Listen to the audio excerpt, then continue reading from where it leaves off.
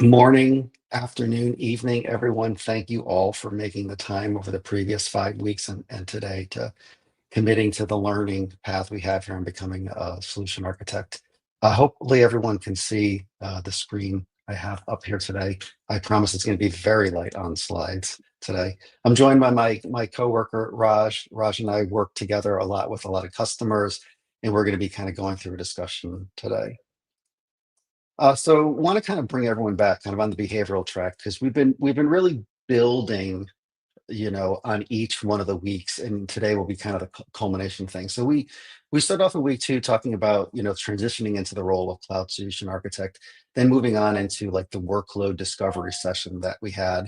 Next up, we discussed how to present target architectures and POCs. And then last week we talked about, communication across organization levels and how you kind of message things to different people at different levels.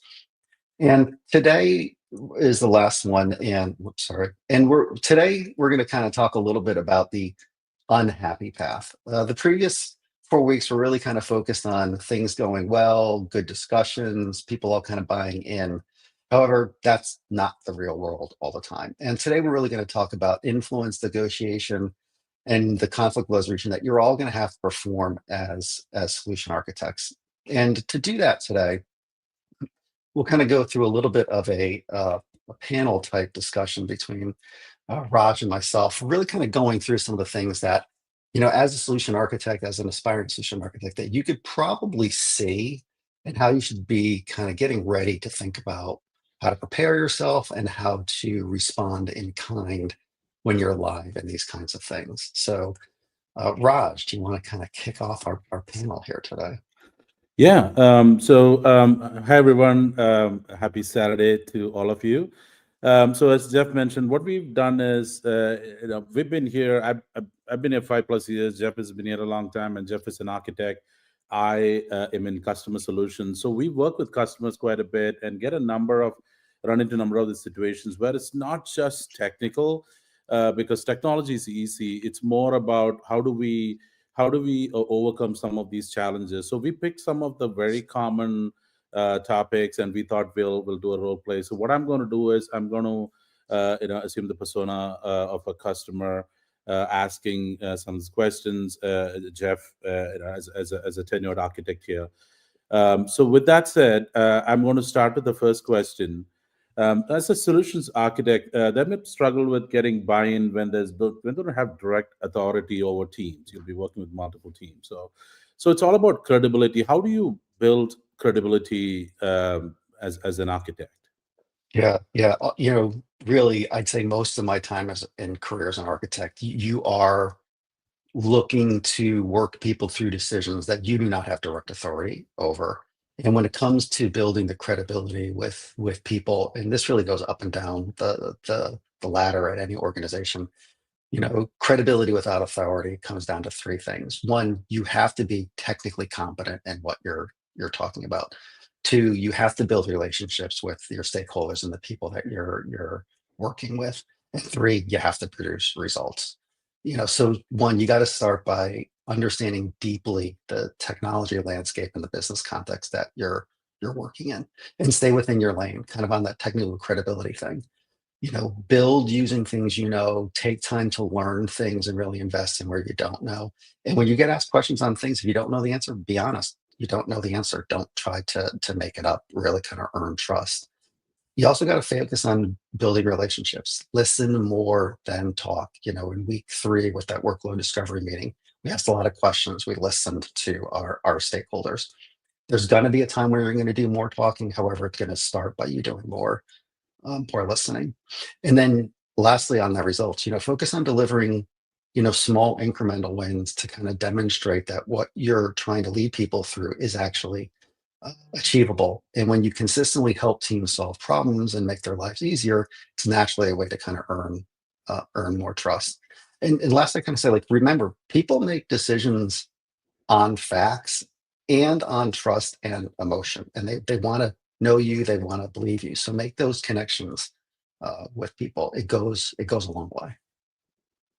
Yeah, completely agree there, Jeff. So just like in any whether it's personal or professional. It's all about connecting at the human level, Mhm. earning trust, which is one of the Amazon leadership principles. But ultimately, trust-based relationships are critical, correct, to building Absolutely. credibility. Yeah, no, a great one. And we run into this quite a bit, and this is an important soft skill to be aware of. Moving on to the next one, Jeff. So, solutions architect deal with competing priorities, right, from business units, right? When we work with our customers, and everyone has, Mhm. it's their project, their pet project. They have the highest priority. Now, as a solutions architect, how do you handle this effectively? You're always going to face, competing priorities within the organization that you're working in, and it's going to require you to, work with both structure and diplomacy. I suggest using a framework that evaluates priorities based upon business impact in one dimension, technical urgency in another dimension, and resource availability. And you know, because those three together really kind of focus on having something that is a credible solution. It has to deliver value. It has to work technically, or it also has to be something that can be, I'll just call it like affordable. Whether that's affordable in cost, affordable with the skills that you have or the people that you have. Be transparent in the decisions that you're making. Bring stakeholders into the decision making process and help them see the big picture. It goes a long way when you are making decisions with the people involved and not for the people involved. You want them to feel like it's their architecture. And with that, you'll often find that you can find ways to partially satisfy multiple priorities by identifying shared components or breaking work down into phases. Raja, I'm sure you've seen this a lot in your career as well, where you've had to prioritize things, and curious if you've seen, something where, maybe it wasn't received all that well, and how did you handle it? How did you see the team handle it? Yeah, one of the early experiences I had was we were working on a database modernization initiative. Oh, One, this was a legacy database, self-managed, and also they were running into a number of challenges with the database as this customer was expanding. So we came in, did a POC, and the database modernization, the new fully managed database was a perfect technical fit. We had the buy-in from technical leadership, but when we went in for the implementation, that's when we ran into challenges, with the budget, competing priorities, the usual stuff we see. So this is where we had to work with the database team, the technical team, to see how do we align this with their priorities, and that's when we started working with other teams and understood there was an end of life initiative going on for applications, and this definitely fit into that category. Because this was a legacy database lacking a lot of features which would prevent them from expanding. So what we did was we took a step back, and then in our messaging, working with the database team, as one team as we call it, we aligned it to the end of life initiative, and also to address the budget concerns. What we brought in, one of the funding mechanisms, I'm sure you would have heard about the Migration Acceleration Program, or MAP. So this modernization qualified for MAP, which means they'll get credit for those modernization. So we kind of realigned it to to work well with their corporate priorities, presented it again, worked really well. So this is where kind of just not just being focused on technical aspect, but also understand the bigger business problem they're trying to solve, understanding their priorities, aligning with the end of life initiative, and then bringing in all the tools and processes that we have at our disposal. In this case, the funding program made it, unblock it, and it was a very successful migration we were able to complete on time. awesome. I like that story, Raj. They really kind of focus on, you brought in a lot of different stakeholders. You thought about different ways you could solve a problem, and you addressed it. You addressed maybe some possible concerns with how you could help them kind of fund it as well.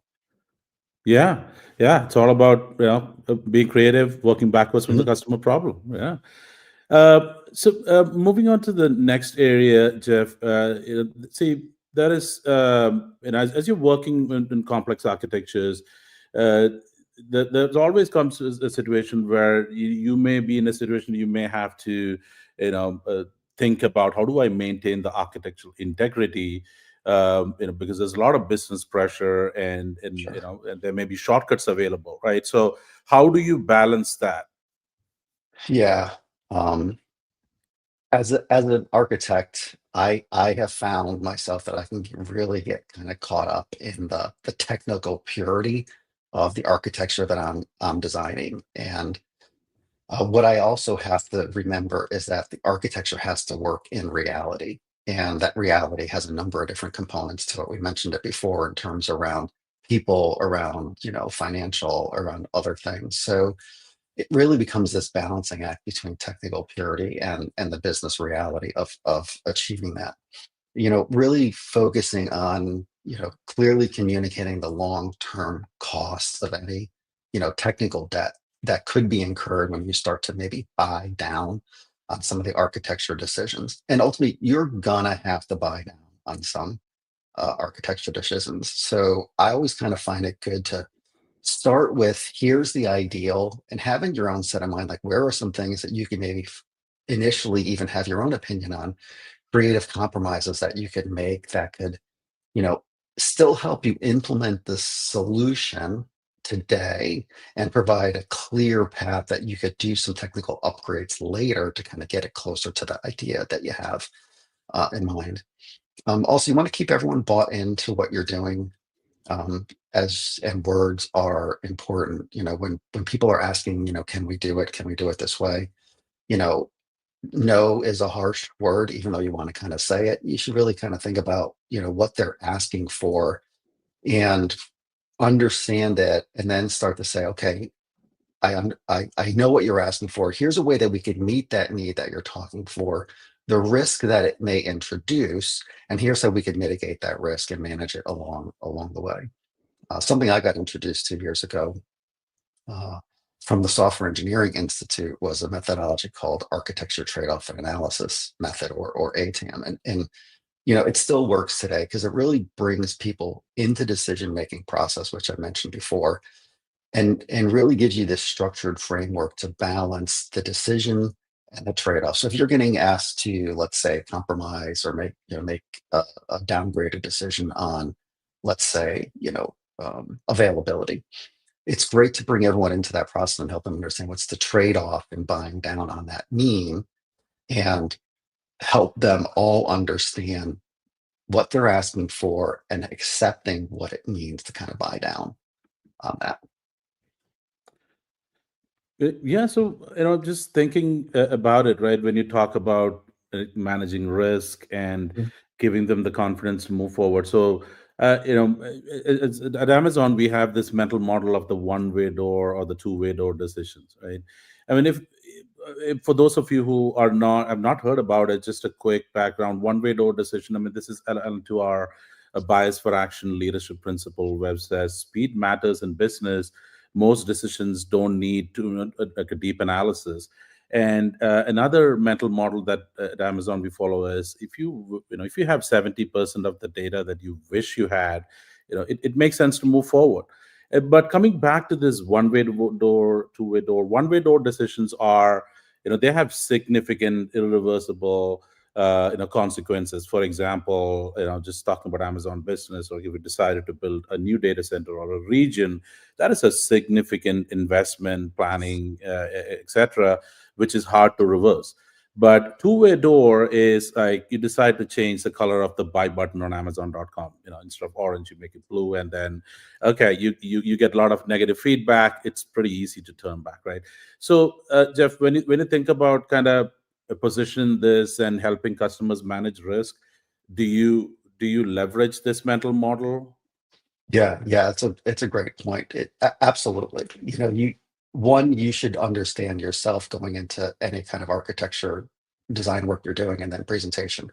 What are those things that are one-way door decisions that you can't, if we do it wrong to start with, we can't recover from it later. It might be things around security, it might be things around networking.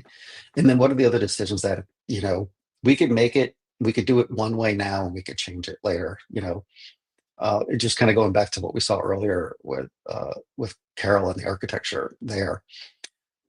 Some of the things around security, absolutely. One-way door, two-way door. Maybe we refactor two of those functions into microservices to start instead of four. And maybe instead of serverless, we put it in still run the monolith in a container, and we can change that later. So, practical examples of showing where you can do something that sets you up for later. And if you don't get it right the first time, you can kind of back your way out of it, and it doesn't cause, irrevocable, it doesn't cause long lasting harm to the architecture.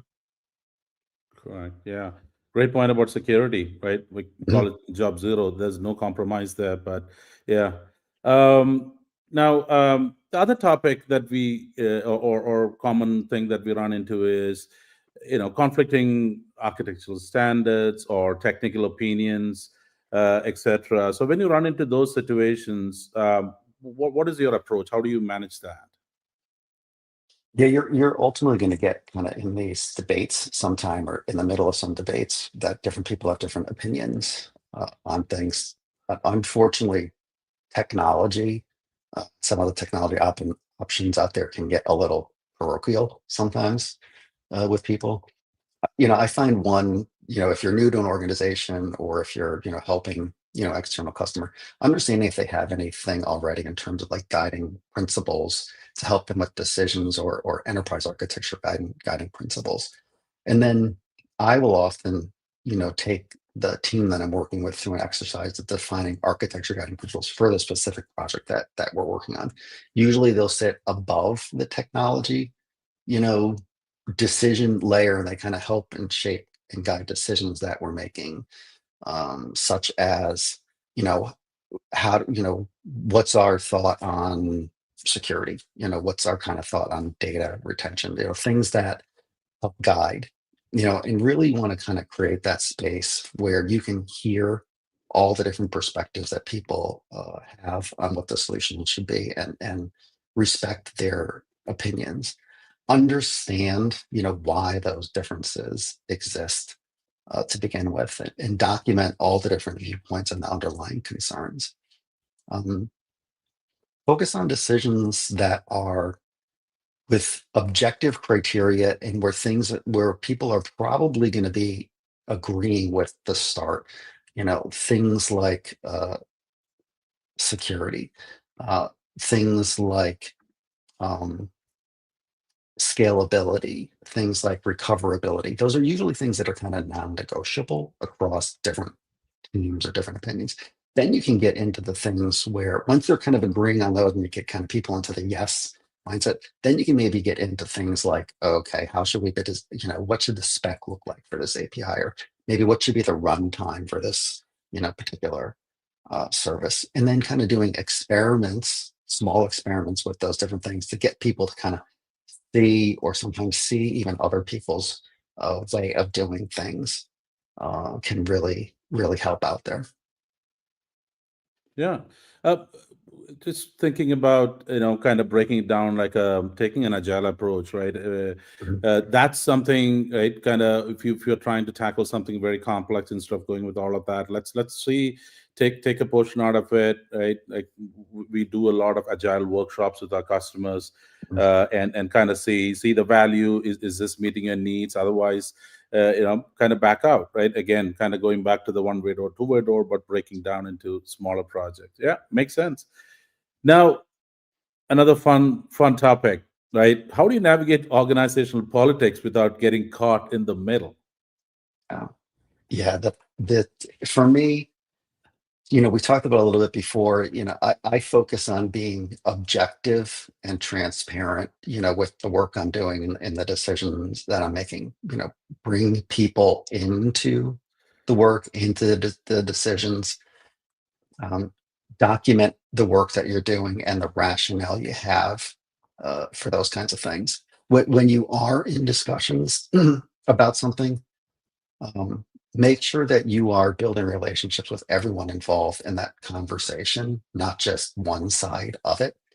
So, whether you're having discussions with networking and security, get to know both networking and security, even if you maybe have a background that's really strong in one. get to learn the other side so you can hear their perspective. And in any of the discussions, usually the architect is going to be the person who's going to have to be the person who is the most neutral in those kinds of things. You're going to be, that party that sometimes is kind of the binding agent between the groups that are kind of having some of the friction. Focus on always tying decisions back to the business value and the technical merit. Get people out of that, maybe emotional reaction to thing, and always kind of talk about the outcome that we're looking for. Um, Avoid getting pulled into the debates or the arguments which are not relevant to advancing the architecture. Sometimes you are going to have to debate something out around, a critical element of the architecture. Other things where it might be, something that is a two-way door decision, don't debate it. Just be like, okay, we're just going to go this way, and if we need to change it later, we will.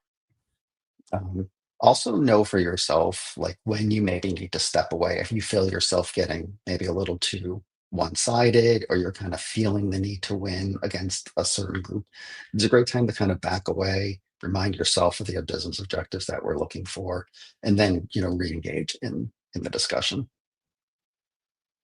Yeah, great point. See, just looking at it from my role as part of the customer solutions team, same thing, right? We work with teams and run into competing priorities, of course, politics. So the mental model, and you had some great points, is like data, focus on the business outcome, right?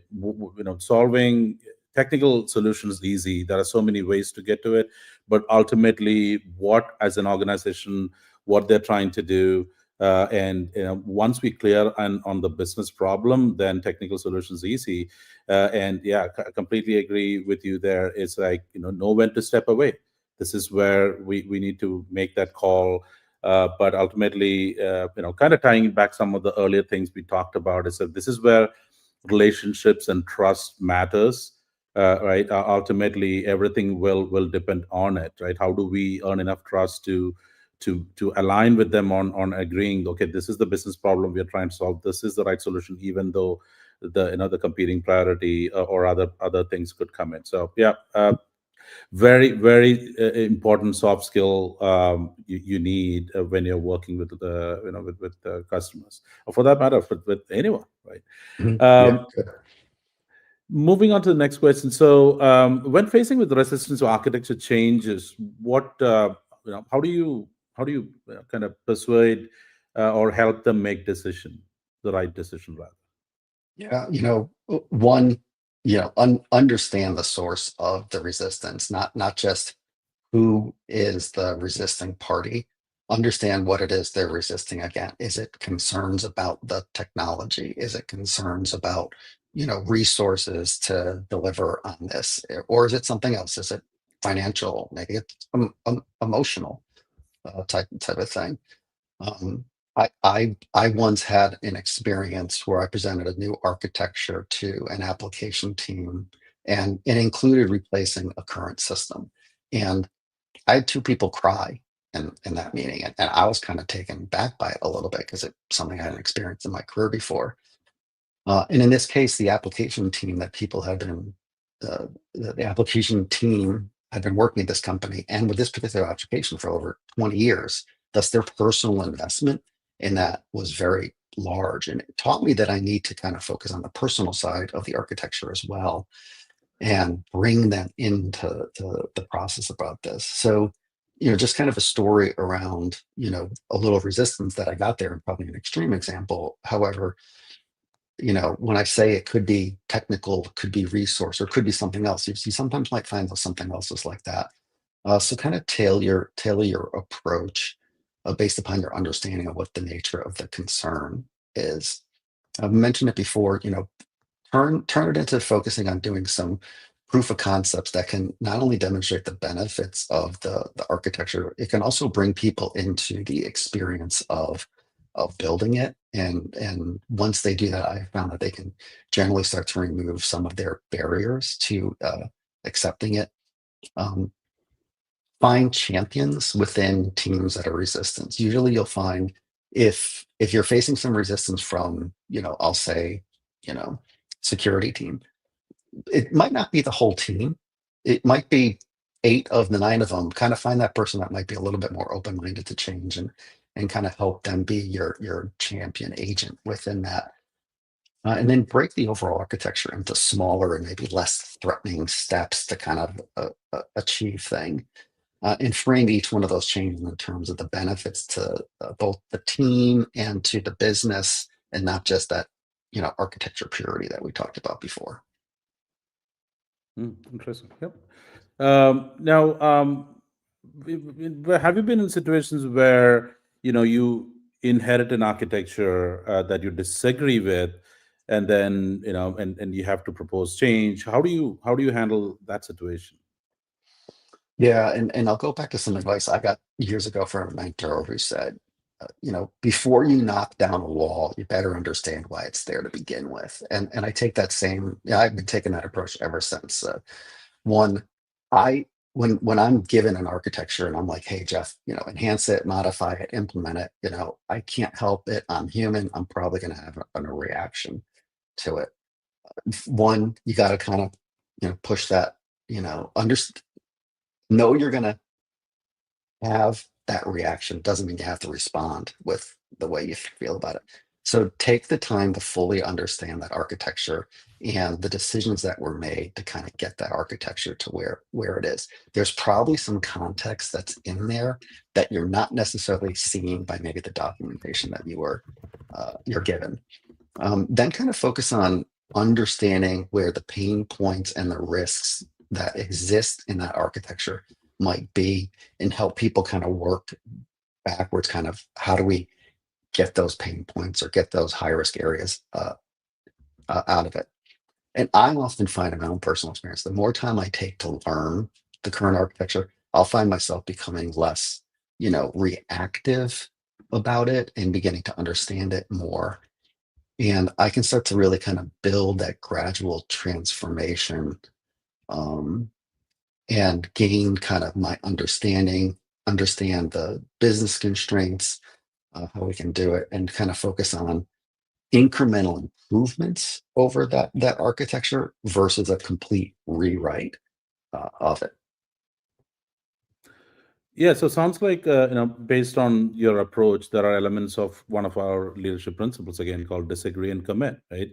We all don't have to agree on everything, but this is Mhm. where we make our points clear, disagree, but commit towards the ultimate goal of solving the customer problem. Right? Yep. And that's a good one, Raj, because when you're inheriting something, there might be things where you're just told, hey, you know what, Jeff, it has to be this way, it's going to be this way, and don't touch that part of the architecture. And I have to disagree and just commit to where we're going forward. And it might be on the other side, if you're the authoritative person here, and we mentioned earlier that there can be this, like, two viewpoints and two disagree things, and you have trouble restriction. You might be the one who has to just say, hey, you know what, it's a two-way door decision. We're going with option A, end of discussion. We'll move forward. We'll implement it, POC it, and then we'll come back and see what the results are. Makes sense. Hey, we have 3 more minutes left, so I think Prasad, you may need a couple of minutes to close out. No, we are good, and it's a great discussion which is going on. We can pick up some questions from the audience if you both are okay. And I mean, I could keep on listening to you for hours and hours, because this is just of all the things which architects are doing on the day-to-day basis. You don't get this knowledge in any book. You do it, you get it only by doing things on your own. So yeah, thanks for that. So I have a question here which I'm picking up, and Raj and Jeff, whoever you feel comfortable, pick it up. So some smaller organizations sometimes don't have a good documentation, and this involves architecture doc like HLDs. So how do you approach this? How complex it becomes? Still see small organizations don't have good documentation.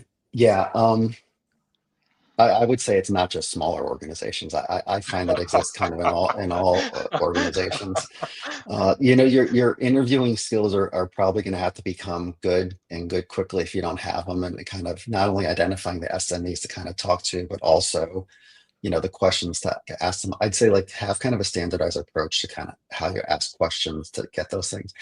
In this, I would also say there is a lot of recent tools out there that can also help you reverse engineer architectures out of code, out of system documentation.